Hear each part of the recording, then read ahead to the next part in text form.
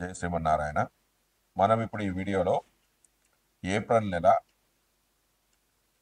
తులారాశి వారి యొక్క గోచార ఫలితాలు తెలుసుకుందాం. ముందుగా రవి యొక్క ఫలితాలు. తులారాశి వారికి రవి ఏప్రిల్ 13 వరకు 6వ భావంలోను, ఏప్రిల్ 14 నుంచి 30 వరకు 7వ స్థానంలోనూ సంచరిస్తున్నాడు. 6వ ఇంట సంచరించే శని వలన మంచి సుఖజీవనం, 6వ ఇంట సంచరించే రవి వలన మంచి సుఖజీవనము, అనుకున్న కార్యక్రమాలు పూర్తి కావడము, శరీర సుఖము, సంతోషము, వస్త్ర ధనధాన్య లాభాలు కలుగుతాయి.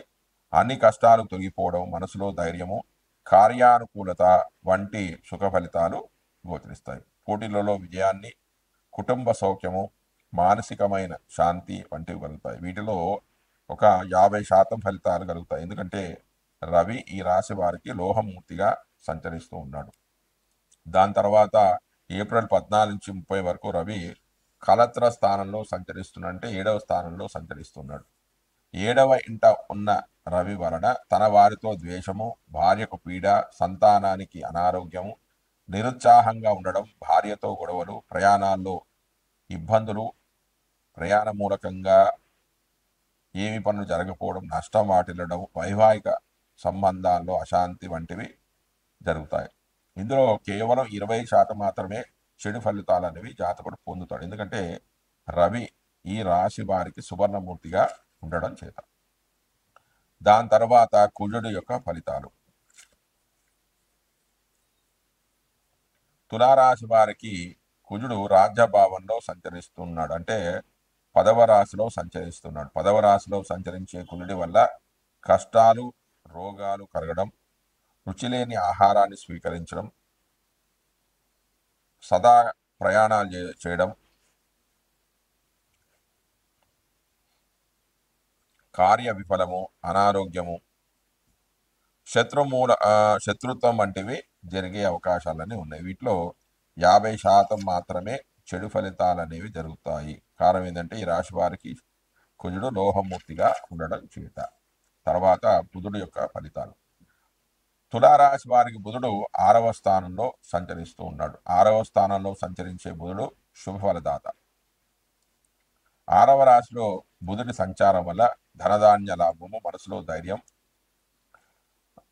విద్యలో ఆనందాలు, అంటే అనుకున్న ఫలితాలు సాధించడం వల్ల విద్యాపరంగా వారికి మంచి కలుగుతుంది. తద్వారా సుఖము ఉంటుంది.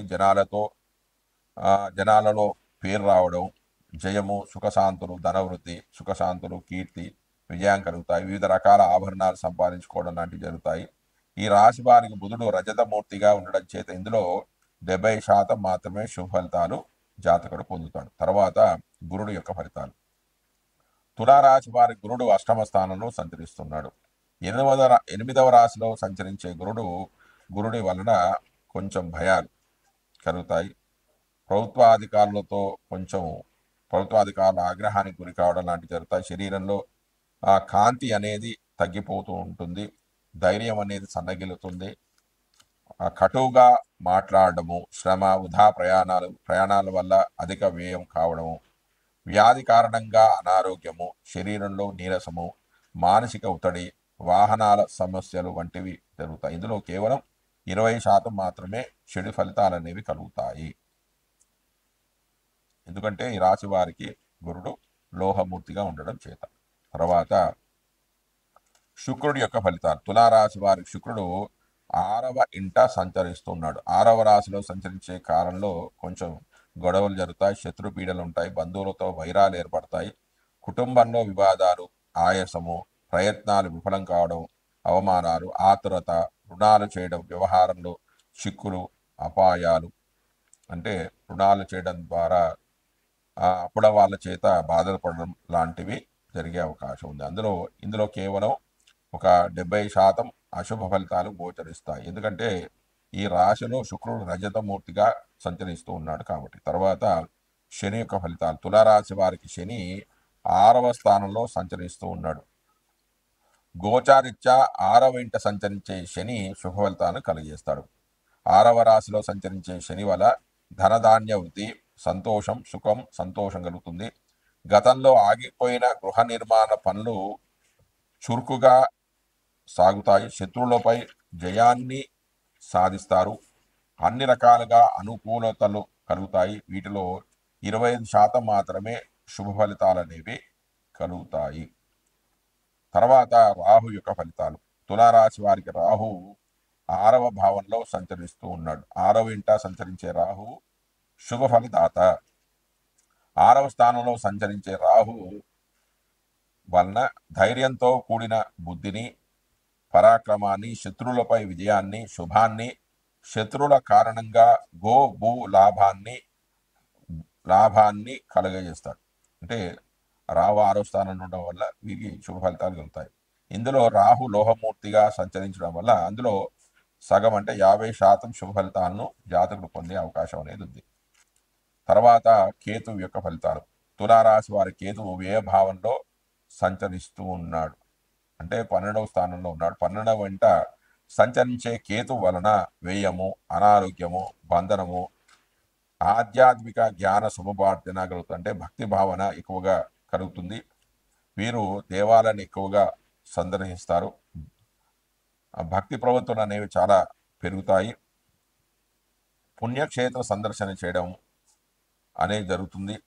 కొంత బాధకు గురి కావడం, శత్రు విచారము, ఉత్సాహ భంగము జరుగుతాయి. అందులో కేవలం ఒక 50% చెడు ఫలితాలు జరుగుతాయి. ఎందుకంటే ఈ రాశిలో కేతువు లోహమూర్తిగా సంచరిస్తున్నాడు కాబట్టి. జై శ్రీమన్నారాయణ. జై శ్రీమన్నారాయణ. మనం ఇప్పుడు ఈ వీడియోలో ఏప్రిల్ నెల మీనరాశి వారి యొక్క గోచార ఫలితాలు తెలుసుకుందాం. ముందుగా రవి ఫలితాలు. రవి మీనరాశి వారికి జన్మరాశిలోను ఏప్రిల్ 14 నుంచి 30 వరకు ద్వితీయంలోనూ సంచరిస్తూ ఉన్నాడు. జన్మరాశిలో సంచరించే రవి వలన శరీరం అంతా బాధలకు గురి కావడం, మనసులో వివిధ రకాల ఆలోచనలు, అకాల భోజనము, బంధుమిత్రులతో విరోధాలు ఏర్పడడం, త్వరగా అలసిపోవడం, ధన నష్టము, కోపము, ఆందోళన, రోగాలకు గురి కావడం, నేత్ర సమస్యలు రావడం వంటివి జరుగుతాయి. రవి ఈ రాశి వారికి తామ్రమూర్తిగా ఉండడం చేత అందులో 70% అశుభ ఫలితాలు అనేవి గోచరిస్తాయి. ఇక తర్వాత ఏప్రిల్ 14 నుంచి 30 వరకు ద్వితీయంలో రవి సంచారం వల్ల అపార్థాలు, తగాదాలు, మిత్రులతో వైరము, బంధువులతో గొడవలు, ధన వ్యయము, కుటుంబ సభ్యులతో సఖ్యత లేకపోవడం, వాగ్దోషాలు ఏర్పడడం వంటి జరుగుతాయి. మీనరాశి వారికి రవి లోహమూర్తిగా ఉండడం చేత ఈ చెడు ఫలితాల్లో కేవలం ఒక 50% మాత్రమే జరిగే అవకాశాలు అనేవి ఉన్నాయి. దాని తర్వాత కుజుడు యొక్క ఫలితాలు. మీనరాశి వారికి కుజుడు 5వ స్థానంలో స్థితి చెంది ఉన్నాడు. 5వ రాశిలో సంచరించే కుజుడి వల్ల శరీరంలో రోగాలు ప్రబలడము, పాప పనులు చేయడము, శత్రు బాధలు, అతి కోపము, పుత్రులతో విరోధాలు ఏర్పడడం, సంతానం వల్ల మనస్తాపము, శారీరక బలహీనత ఏర్పడడం, ఆలోచన సరళి సరిగా లేకపోవడము, మానసిక ఒత్తిడి, విద్యా విషయాల్లో ఆటంకాలు, చికాకులు వంటివి జరుగుతాయి. ఇందులో 70% ఫలితాలు మాత్రమే జరిగే అవకాశం ఉంది. కారణం ఏంటంటే ఈ రాశి వారి కుజుడు తామ్రమూర్తిగా ఉండడం చేత. మీనరాశి వారికి బుధుడు జన్మరాశిలో సంచరిస్తూ ఉన్నాడు. బుధుడు జన్మరాశిలో సంచరించే కాలంలో మానసిక వైకల్యము, బంధువులతో తగాదాలు ఏర్పడడం, అకాల భోజనము, తగాదాలు, దుర్మార్గుల సహవాసము, శత్రువృద్ధి, చంచలత్వము, బంధువులతో ఇబ్బందులు, ధన నష్టం వంటి ఫలితాలు కలుగుతాయి. ఇంతేకాకుండా కటువైన భాషణ, మానసికమైన ఒత్తిడి, దుష్ట జన సాంగత్యము, దురాలోచనలు వంటి ఫలితాలు జరుగుతాయి. ఈ రాశి వారికి బుధుడు లోహమూర్తిగా ఉండడం చేత 20% మాత్రమే చెడు ఫలితాలు జరిగే అవకాశం అనేది ఉంది. తర్వాత గురుడు యొక్క ఫలితాలు. మీనరాశి వారి గురుడు తృతీయంలో సంచరిస్తూ ఉన్నాడు. తృతీయంలో సంచరించే గురుడి వలన విశేషమైన శ్రమకు గురి కావడం, బంధువులతో విరోధాలు ఏర్పడడం, దారిద్రము, శారీరక బాధలు, అందరితో గొడవలు, ఉద్యోగ స్థానంలో చికాకులు, తగవులు, కార్యనాశము, వృధా ప్రయాణాలు, అధికార నష్టం, స్థానచలనము, వ్యాపారంలో అవరోధాలు అనేవి ఏర్పడతాయి. తర్వాత శుక్రుడి యొక్క ఫలితాలు. మీనరాశి వారికి శుక్రుడు జన్మరాశిలో సంచరిస్తూ ఉన్నాడు. శుక్రుడు జన్మరాశిలో ఉన్నప్పుడు ధనలాభము, మన సౌఖ్యము, పరస్త్రీలతో సుఖపడుట, చేసే పనుల ద్వారా ధనలాభము, సంతాన వస్తు వస్త్రలాభము, సుఖాలు, విద్యావృద్ధి, అనుకున్న పనులు పూర్తి కావడం, సుఖవంతమైన వైవాహిక జీవితం, వాహనాలు, గృహ గృహాలు లభ్యమవుతాయి. ఈ రాశి వారి శుక్రుడు లోహమూర్తిగా ఉండడం చేత ఇందులో కేవలం 20% మాత్రమే చెడు ఫలితాలు అనేవి కలిగే అవకాశం అనేది ఉంది. తర్వాత శని యొక్క ఫలితాలు. మీనరాశి వారికి శని జన్మ రాశిలో సంచరిస్తూ ఉన్నాడు. యాదృష్టం క్రియతే కర్మ తాదృష్టం భుజ్యతే ఫలం, యాదృష్టం వ్యాప్తే బీజం తాదృష్టం ప్రాప్యతే ఫలం. మనము ఏ బీజాన్ని నాటుతామో ఆ సంబంధమే ఫలమే ఆ చెట్టులో కనిపించే విధంగా మనం అనుసరించిన కర్మానుసారం ఫలితాలు అనేవి నిర్ణయించబడతాయి.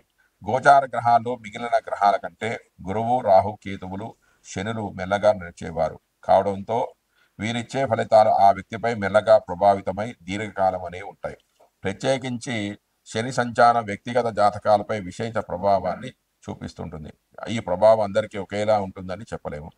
సూర్యపుత్రుడైన శని చంద్రలగ్నాతో 1, 2, 4, 7, 8, 12 స్థానాల్లో ఉండే కాలం పరీక్షా కాలం అని చెప్పవచ్చు. శని ప్రతి రాశిలో 30 నెలల కాలం లేదా 30 నెలల కాలం అంటే 2.5 సంవత్సరాల కాలం ఉండడంతో అన్నీ మెల్లగా సాగుతూ ఉంటాయి. ప్రత్యేకించి శని చంద్రలగ్నాదు 12, 1, 2 స్థానాల్లో ఉన్నప్పుడు ఏలనాటి శని అనే పేరుతో పిలుస్తారు. శని విశేష దృష్టి కారణంగా ఒకే సమయంలో అనేక భావాలపై ఈ ప్రభావం ఉండడంతో కాలు చెయ్యి ఆడంతగా కంగారు పడతారు. మొత్తం 7.5 సంవత్సరాలు ఇలాగే ఉంటుందా అంటే ఖచ్చితంగా ఉండదు అని చెప్పవచ్చు. అయితే చెడు గుర్తున్నట్టుగా మంచి అనేది గుర్తుండదు. కేవలం చెడు మాత్రమే తలుచుకుంటూ ఉంటాం. శని దోషాలు ఎన్నిసార్లు వస్తూ ఉంటాయి. పుట్టినప్పుడు శని ఉన్న స్థితిని అనుసరించి ఏర్పడుతూ ఉంటుంది. 15 సంవత్సరాల లోపు వచ్చినప్పుడు శని ప్రభావం అంతగా ఎక్కువగా ఉండదు అని చెప్పవచ్చు. 15 ఏట వస్తే 45, 75 సంవత్సరాల్లో వస్తుంది. పుట్టుకతోనే ఏళ్ళనాటి శని ఉంటే దీర్ఘాయు కల వారికి 4 సార్లు కూడా వస్తుంది. ఇలాగే అర్ధాష్టమ, అష్టమ శనులు తిరిగి వస్తుంటాయి. ప్రతిసారి ఈ ఫలితాలు అన్నీ చెడ్డవి కావు, అలాగని మంచివి అని చెప్పవచ్చు. మొదటిసారి వచ్చే దాన్ని మంగు అని, రెండవసారి వస్తే పొంగు అని, మూడవసారి వస్తే కొంగు అని అంటారు. అయితే జన్మరాశిలోనికి మొదటిసారి వస్తే కష్టము, తక్కువ, సుఖహీనత, రెండవసారి వస్తే మనోచింత, స్త్రీలకు ధనం, సంతాన లాభం, బంధువైరం ఉంటాయి. మూడవసారి వస్తే బంధునాశనము, విఫలయత్యాలు అనేవి ఉంటాయి. కాబట్టి మీ జన్మరాశిలోకి శని మొదటిసారి వస్తున్నాడా, రెండవసారి వస్తున్నాడా, మూడవసారి వస్తున్నాడా అనేది చూసుకొని ఫలితాలను మీరు బేరీజు వేసుకోవాల్సి ఉంటుంది. దాని తర్వాత రాహు యొక్క ఫలితాలు. మీనరాశి వారికి రాహు జన్మరాశిలో సంచరిస్తున్నాడు. రాహు జన్మరాశిలో సంచరిస్తున్నప్పుడు భార్యాపుత్రులతో విరోధాలు ఏర్పడతాయి. దేశ సంచారం ఉంటుంది. ప్రవాసంలో ఉండడం, రోగ పీడలు, ధనానికి ఇబ్బంది కలగడం, శరీరంపై గాయాలు కలగడం వంటివి జరుగుతాయి. ఇందులో 70% అశుభ ఫలితాలు జరిగే అవకాశం అనేది ఉంది. కారణం ఏంటంటే ఈ రాశి వారికి రాహువు తామ్రమూర్తిగా ఉండడం చేత. తర్వాత కేతువు యొక్క ఫలితాలు. మీనరాశి వారి కేతువు 7వ భావంలో సంచరిస్తున్నాడు. 7వ ఇంట సంచరించే కేతు వల్ల వ్యాపారంలో సమస్యలు, నష్టాలు కలగడం, కుటుంబ సభ్యుల నుండి ఎడబాటు కలగడం, స్థానచలనము, కలత్రంతో గొడవలు, ఉద్యోగ పతనము, కోర్టు కేసుల్లో ఓటమి కలగడము వంటి చెడు ఫలితాలు కలుగుతాయి. వీటిలో 70% అశుభ ఫలితాలు గోచరిస్తాయి. కారణం ఏంటంటే ఈ రాశి వారి కేతువు తామ్రమూర్తిగా ఉండడం చేత. జై శ్రీమన్నారాయణ.